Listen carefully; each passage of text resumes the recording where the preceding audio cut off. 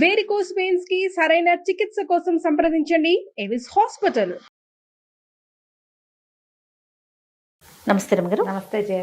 రమగారు, మనము ఒక పొద్దు ఉంటాం, ఒక్కొక్కరు ఒక్కొక్క రోజు మనకి అనుకూలంగా మన ఇష్ట ప్రకారంగా ఉంటూ ఉంటాం కదా. అప్పుడు ఏమైనా ప్రత్యేకమైన నియమాలు ఉంటాయండి ఆ ఒక పొద్దు పాటించే రోజు? జనరల్గా ఒక పొద్దు దేనికోసం ఉంటారు జయ? భగవంతుడి కోసం, పలానా ఇష్టదైవానికి. ఇప్పుడు నేను ఉన్నాను, గురువారం ఉంటాను, శనివారం ఉంటాను, సాయిబాబా అని నాకు ఒక ఫీల్. వెంకటేశ్వర స్వామి ఇంకా అందరం యూనివర్సల్గా ఉండేది కాబట్టి సాటర్డే ఉంటాము. సోమవారాలు ఉండేవాళ్ళు ఉంటారు, సోమవారం శుక్రవారం ఉంటారు, మంగళవారాలు ఉంటారు, బుధవారం కూడా ఇంకేదో వినాయకుడు కని అయ్యప్ప కని. బుధవారం తక్కువ వింటాం కదండి, బాగా వినేది మనం. ఒకటి సోమవారం, గురు, శనివారాలు కనపడతాయి. ఆదివారం ఒక పొద్దు వాళ్ళు కూడా ఉంటారు. అవును, ఉంటారండి, విన్నాను. సూర్యనారాయణమూర్తికి సూర్యుడి కోసం ఆదివారం రాత్రి భోంచేయరు.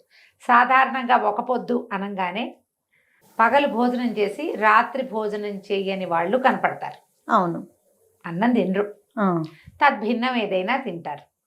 ఒకటి, ఏ దైవాని కోసం మనం వారం ఉంటున్నామో ఆయన కోసం అన్నం మానేయటమే కాదు, పొద్దున పూజ చేసుకోవడం కూడా ఒకటి పాటించాలి. ప్రధానంగా ఏ దైవం కోసం మనం ఉండదలుచుకున్నామో ఆయన యొక్క ప్రార్థన చేసుకోవాలి ఉదయకాలం. అప్పుడు కదా మనకి ప్రోగ్రాము సక్సెస్ అయ్యేది. ఎప్పుడు చేయాలి? అంతేగా కదా. ఊరికే శనివారం ఉపాసన మేమేం తినాం అంటే చాలా సరిపోదు. దాన్ని దైవారాధనతోటి కూడిన ఒక పొద్దు ఫలితాన్ని ఇస్తుంది.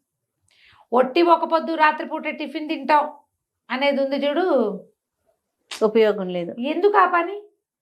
నువ్వు అన్నం అనేటానికి ఏదో ఒక దేవుడి పేరు చెప్తావా? తప్పు కాదు, అది పొరపాటు.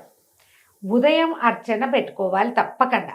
అప్పుడు మనం వీరి కోసం వదిలేసిన ఒక పొద్దు, ఆ ఒక పొద్దుది సాటిస్ఫై అవుతుంది, సరిగ్గా అవుతుంది, అది అవ్వాల్సిన విధిగా. అలా ఉంటే బాగుంటుంది. ఈ సోమవారాలు ఉండేవాళ్ళు పగలు తినకుండా రాత్రి తినేవాళ్ళు కనిపిస్తారు అప్పుడప్పుడు. ఇందులో మళ్ళీ కొన్ని పర్వదినాల్లో ఖచ్చితంగా ఒక పొద్దులు వస్తాయి కదా. అవును, రెండు పొద్దులు ఉండే ఏకాదశి వేరే కదా. ఈ ఒక పొద్దులు ఏమొస్తాయి? మన వరలక్ష్మి వ్రతం, మంగళగౌరి వ్రతం అవి చేసుకున్నాం అనుకో, రాత్రి భోంచేయరు. వ్రతాల్లో సత్యనారాయణ వ్రతం కోసం కూడా మనం ఒక పొద్దు ఉంటాం. సాయంత్రం వ్రతం అనుకో, పగలల్లో ఉపవాసం ఉండి సాయంకాలం వ్రతాలు చేసుకుంటారు. ఇది కనిపిస్తుంది. ఇప్పుడు ఇలా చేసేటప్పుడు ఆ తిథికి సరిపడా విధి ఏం చెప్పబడిందో, మన ఇళ్లలో ఏమున్నాయో అవి పాటించుకుంటే సరిపోతుంది. సాధారణంగా ఒక దైవం కోసం మనం ఆహార విసర్జన చేసాము అంటే దాంట్లో ఇంకా 2-3 ప్లస్సులు. ఏకభుక్తము, భూసేనము, బ్రహ్మచర్యము, ఈ 3 లైన్. నువ్వు శనివారం ఉపవాసం ఉండి దేవుడికి పొద్దున్న దండం పెట్టుకుని రాత్రి అన్నం తినకుండా ఉండి భార్యాభర్తలు పనికిరాదు. ఓకే. సాధారణంగా మంచాల మీద పడుకోకూడదు, కానీ ఉండలేరు. చలికాలం, ఎండాకాలం, ఏదో కాలం, నడు నొప్పి, వీపు నొప్పి, పక్క మారితే నిద్ర పట్టదు, ఇలా ఉంటారు కదా. ఏకశయ్యా గతులు కాకూడదు, ఒకే పదం మీద పడుకోకూడదు. అవి కూడా కుదరవు కొన్ని చోట్ల, అవి కుదరవు. అలాంటప్పుడు ఈ పొద్దులు ఎందుకు పెట్టుకోవటం? మీకు కుదిరినప్పుడే చేసుకోవచ్చు కదా, అవునా కాదా? అంతేగా. ఈ కొత్తగా పెళ్ళిళ్ళు అయిన వాళ్ళతో ఒక పొద్దులు ఉంచి వాళ్ళని అదేదో చేయించి ఇదేదో పర్వాలేదని ఇలా అయిపోతూ ఉంటాయి. మీరు చేయగలిగే సమయాలు వచ్చినప్పుడే పెట్టుకోండి. ఒక వయసు వచ్చాక ఇవి చేస్తే మంచిది. ఇప్పుడు కొత్తగా పెళ్ళైంది, ఏదో మన వరలక్ష్మి వ్రతాలు అవి చేయిస్తారా? సాధారణంగా సువాసిని వ్రతాలప్పుడు రాత్రి భోజన స్వీకారం చేయకపోయినా కూడా వీళ్ళకి బ్రహ్మచర్య నియమం ఉండదని కొంతమంది పెద్దవాళ్ళు చెప్తారు. ఆ ఇళ్లలో అలాంటి బోధ ఉంటుంది. దీనికి నియమం లేదు, ఎందుకంటే చేసేదే భర్తల కోసం చేసే పూజలు కాబట్టి ఈ దాంపత్యం పనికిరాదు అన్న మాట అక్కడ లేదంటారు. దానికి మీ ఇళ్లలో పెద్దవాళ్ళ దగ్గర ఈ సమాధానం తీసుకోవాలి. ఎవరింట్లో చెప్తారో వాళ్ళ ఇళ్లలో పెద్దవాళ్ళు ఏం చెప్తే ఇంకా అది ఏ అత్తగారి దగ్గర లేకపోతే తల్లి దగ్గర పడుకోవాలి. ఆడపిల్లలు భర్తల దగ్గరతో పాటు పడుకోకుండా అని ఇది చెప్తారు. మీరు ఎప్పుడైనా ఇది శాశ్వతమైన నియమం. ఒక పొద్దున అన్నం తిన్నాము రాత్రి పులిహార చేస్తే పులిహార ఉపవాసానికి పనికొస్తుంది అంటారు కొంతమంది.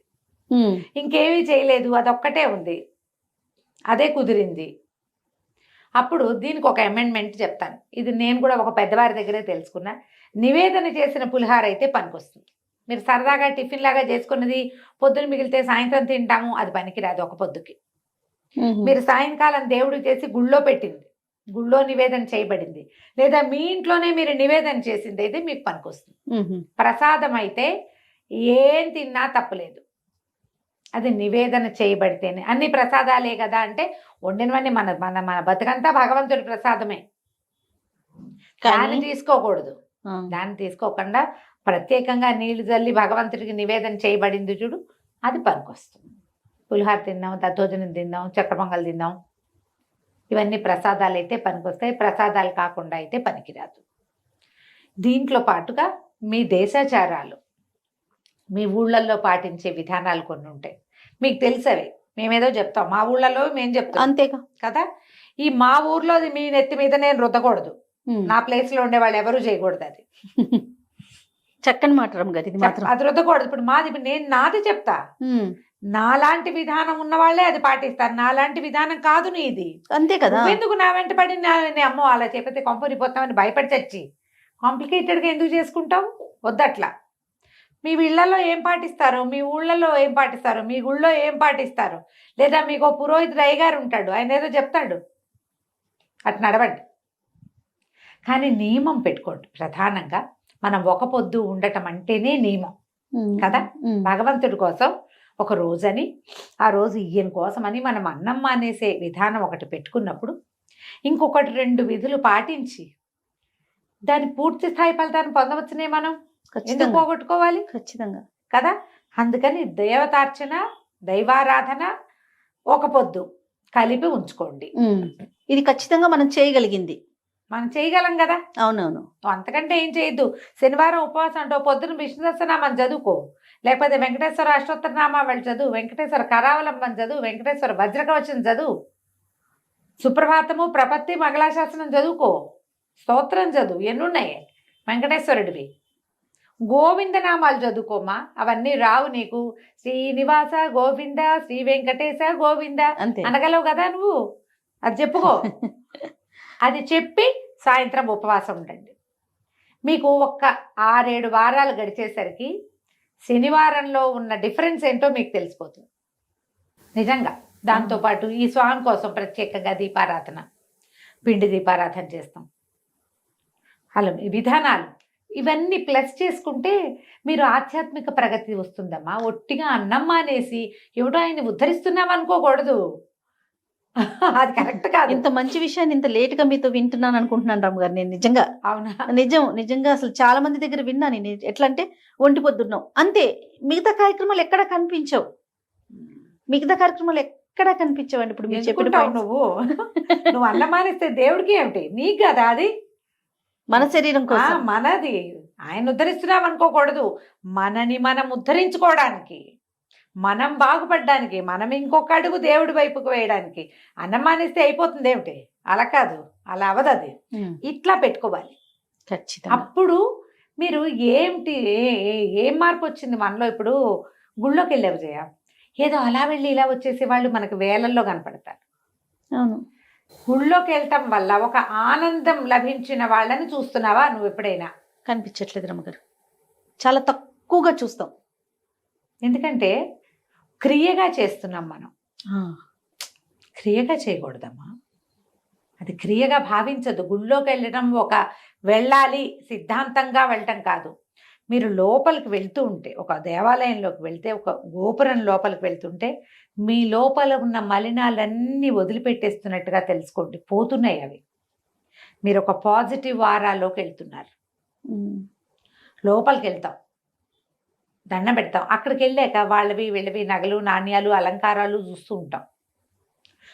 చూసావు, ఎక్కించుకోకు, దాన్ని వెంట తెచ్చుకోకు. నువ్వు వెంట తెచ్చుకోవాల్సింది ఏంటి? ఈ లోపల తిరిగేసరికల్లా నువ్వు ఆ భగవంతుడు చుట్టూతా ఉన్న కాంతి వలయాల్లోకి ప్రయాణం చేస్తున్నావు. అది నీలోకి వచ్చేసినట్టుగా తెలుసుకోవాలి. నువ్వు అది ఎప్పుడు తెలుసుకుంటావు? అది క్రియగా భావిస్తే తెలుసుకోవు.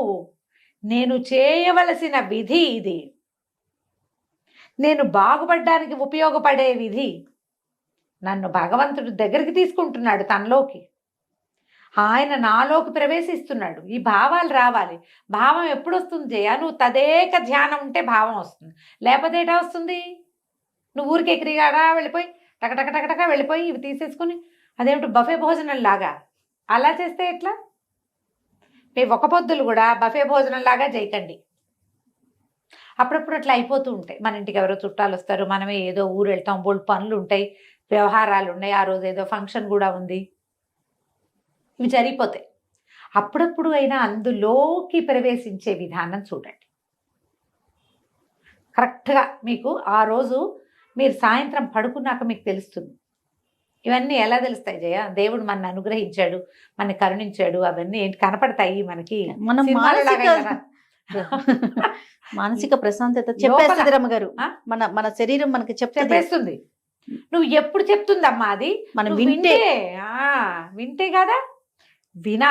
వినాలంటే దాని మీద దృష్టి ఉండాలి.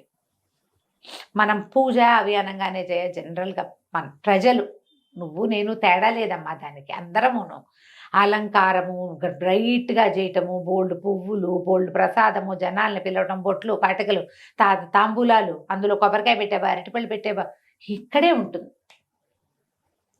అక్కడే ఆగిపోతాం. చెయ్యండి అవన్నీ, ఆగిపోకండి. దాన్ని దాటి భగవంతుడి వైపుకి నడిచే ప్రయాణం మీద దృష్టి పెట్టండి. ఒక క్రియ చేస్తున్నాము, ఏదో మంత్రం చదువుతారంటే ఆ మంత్రం సీప్ అయిపోవాలి లోపలికి. మనకు అర్థం కాకపోయినా సరే దాంట్లో ఒక పాజిటివ్ సౌండ్ ఉంది, అది లోపలికి వెళ్ళాలి, నరాల్లో పట్టుకోవాలి. అది మనం గుళ్ళోకి వెళ్ళినా అంతే, ఒక పొద్దు చేసినా అంతే, ఏం చేసినా. వారానికి ఒక్కరోజు నువ్వు ఒక పొద్దు ఉండేది ఎన్నిసార్లు ఉంటావు? వారం అంతా ఒక పొద్దులుండి బ్రహ్మచర్యాలు చెయ్యొద్దు, అందరి వల్ల కాదు. అవకాశం ఉంది, పోనీ నువ్వు భోజనం మానేయడానికి ఒక పొద్దుని పెడతావు, దేవుడి దగ్గర కూడా పో. అదే విధంగా డైటింగ్ కూడా కలిసి వస్తుందని అన్నారు మొన్న ఎవరో, నాకు నవ్వొచ్చింది. డైటింగ్ కూడా కలిసి వస్తాను ఒక పొద్దు ఉంటున్నారు. ఓహో, పాయింట్ చూడు. భగవంతుడిని ఆ రకంగా తీసుకెళ్ళకండి అమ్మా. మీరు అన్నమాని తెలుసుకొని మహత్తరంగా మానేయండి. దేవుడి కోసం అని చెప్పకండి. దేవుడి కోసమే ఉండండి మీరు. దానికోసం పొద్దున్నే కౌసల్య సుప్రజ రామ అని, నాయన ఈరోజు శనివారం ఏదో ఇంతే చేయగలుగుతాను అని ఓ దండం పెట్టి, రాత్రి వాళ్ళ శనివారం నేను అన్నం తిన్ను, అర్ధరాత్రి 12 అయ్యాక తినచ్చు లాంటి దిక్కుమాల లాజిక్లు చెప్పకండి. దౌర్భాగ్యపుర ఎప్పుడెప్పుడు రాత్రి అవుతుందా, ఎప్పుడెప్పుడు మింగేద్దామా అని చూడకండి. ఇకేం శనివారం, మీరు మీ శనివారమును దిక్కుమాల శనివారాలు ఎందుకు వచ్చింది? అది ఎందుకు వచ్చిన ఉపవాసం అమ్మా అది? నిజమే కదా. జనాలను ఆ రకంగా చెడగొట్టకండి ఆయన, దయచేసి మీకు దండం పెడతాం. మీరు ఆధ్యాత్మిక ప్రగతి సాధించకపోతే పీడాపోయి మమ్మల్ని అయినా సాధించినవి కొంతమందిని, కనీసం మేమైనా వెళ్తాం కదా. 100% అండి. ఇలా అర్ధరాత్రి అయితే తినచ్చు లాంటివి చెప్పొద్దు, వాటి వెనకాల వెళ్ళొద్దు. మీరు దేవుడి కోసం ఉండదలుచుకున్నారు, దేవుడి వెనకాల వెళ్ళండి. మా వెనకాల కూడా రావద్దు, అంతే. రాకండి, మాకేం అభ్యంతరం లేదు. దేవుడి వెనకాల వెళ్ళండి, ఆయన కోసంగా ఉన్నాము. అవును కదా, అవునా? ఈ టైం దాటితే ఇవేవో తినేయచ్చు లాంటి భావజాలాల్లోకి దయచేసి వెళ్ళకండి అమ్మా. మీరు ఒక పొద్దుని ప్రశాంతంగా చేసుకోండి, ఎక్కువ పెట్టేసుకోవద్దు. వారానికి 1 or 2 times పెట్టుకోండి. ఆ దేవుడికి ఫలానా అని పొద్దున్నే పూజ ఏదో చేసుకోండి. పొద్దున కుదరలా, ఆఫీసు హడావిడి ఉంది, సాయంకాలం వచ్చాక ఒక దీపం పెట్టుకుని, ఒక దండం పెట్టుకుని, ఒక ప్రార్థన చెప్పుకుని, ఒక అపరాధం చెప్పుకుని, ఏదో ఒక బెల్లం ముక్కో, చిన్న పటిక బెల్లం ముక్కో చూపించి రాత్రి భోజన విసర్జన చేసేయండి. ఎంత బాగుంటుందో జీవితం, చాలా ప్రశాంతంగా వెళ్తుంది. సరిగ్గా ప్లాన్ చేసుకోండి ఒక పొద్దుల్ని. మీరు ఏ రోజు ఉంటారు అమ్మగారు ఒక పొద్దు? ఖచ్చితంగా ప్రతి శనివారం ఉంటాను జయ. ఇవి కాకుండా సుప్రభాతము అవన్నీ వెంకటేశ్వర స్వామికి అప్పగించగలిగిన అన్ని స్తోత్రాలు అప్పచెప్తాను. సాయంకాలం ఏం తిన్ను. నేను మార్నింగ్ బ్రేక్ఫాస్ట్ కూడా చేయను, బ్రేక్ఫాస్ట్ లేదు. ఒకసారి ఇది సాయంత్రం కుదిరితే ఏదైనా, ఇంకోళ్ళు ఎవరైనా కూడా ఉంటే ఏదైనా తింటాను, చిన్న టిఫిన్. లేకపోతే సాధారణంగా టిఫిన్ కూడా తినేది 1-2 పళ్ళు అంతే. ఏకాదశిలో ఎలాగో ఉంటాయి నాకు. శనివారం వెంకటేశ్వర స్వామి కోసమే అంతే. దానికి పొద్దున ఖచ్చితంగా తలంటి పోసుకోవటము, తైలంతో దీపము, చదువుకోవటం, ఏదైనా నివేదన చేసుకోవటం, ఇవన్నీ కామన్ గా, ఇవన్నీ చాలా సహజంగా, ఇదేదో విశేషంగా చేయటం కాదు, సహజంగా జరిగిపోతుంది. అలా వెళ్ళిపోతాయి. రోజువారీ కూడా నేను కమలా కూర్చు కుంకుమతో అనకుండా కుదరదు నాకు. రోజువారీ అది ఉంటుంది.